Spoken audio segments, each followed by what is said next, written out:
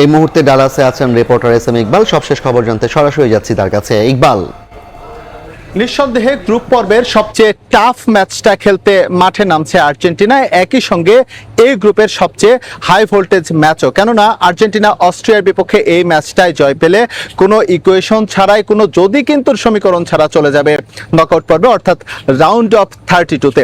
এমন একটা ম্যাচ তাই যথেষ্ট গুরুত্বের সঙ্গে নিয়েছেন লিওনেল স্ক্যালোনি, যদিও তিনি প্রতিপক্ষ নিয়ে যথেষ্টই সাবধানী। কেননা এই দুই দলের মাঝে র্যাঙ্কিংয়ে বিস্তর পার্থক্য থাকলেও অস্ট্রিয়া আর্জেন্টিনার চেয়ে একটা জায়গায় এগিয়ে, সেটি হচ্ছে শারীরিক সামর্থ্য বা ফিজিক।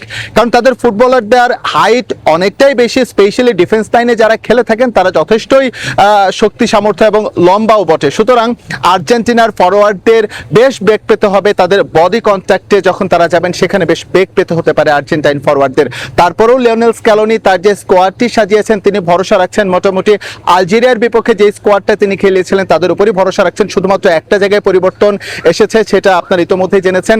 গনজালো মন্টিয়েলের রাইট হ্যামস্ট্রিং এ কিছুটা চোট রয়েছে, তার জায়গায় শুরুর একাদশে থাকছেন নাওয়েল মোলিনা।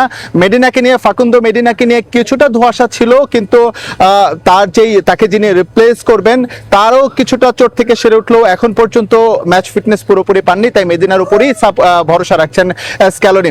আর মধ্যমাঠে যদি বলি, থিয়াগো আলামাদা প্রথম ম্যাচে আপ টু দ্য মার্ক ছিলেন না, তার জায়গায় নিকো গঞ্জালেসের একটা ইনক্লুশনের সুযোগ ছিল, তবে শেষ পর্যন্ত সেই সিদ্ধান্ত থেকে সরে এসেছে টিম ম্যানেজমেন্ট। আলামাদাকে দিয়েই শুরু করাবেন, হয়তোবা নিকো গঞ্জালেস সেকেন্ড হাফে বা যে কোনো সময় ম্যাচের সিনারিও অনুযায়ী তাকে হয়তোবা রিপ্লেস করালেও করাতে পারেন। তবে লিয়ান্দ্রো পারেদেসের একটা খেলার সুযোগ তৈরি হবে এই ম্যাচে, সেটা আমরা আগে আভাস পেয়েছি এবং এখন পর্যন্ত সেটাই ঠিক আছে।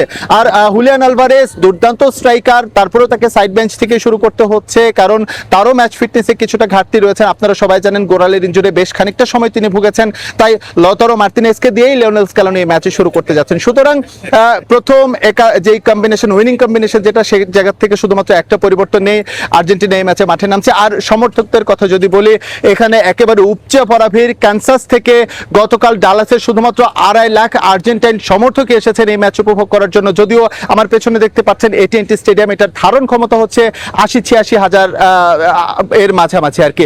অনেক দর্শকই কিন্তু টিকিট পাননি, তারা বাইরে অপেক্ষা করছেন, অনেকে ফ্যান জোনে চলে গিয়েছেন, জায়ান্ট স্ক্রিনের সামনে দাঁড়িয়ে আছেন। তো আমার কাছে AT&T স্টেডিয়াম থেকে আর্জেন্টিনার এই বিগ ভোল্টেজ ম্যাচের এই ছিল সবশেষ তথ্য। সরাসরি যুক্ত ছিলাম মার্কিন যুক্তরাষ্ট্রের ডালাস থেকে।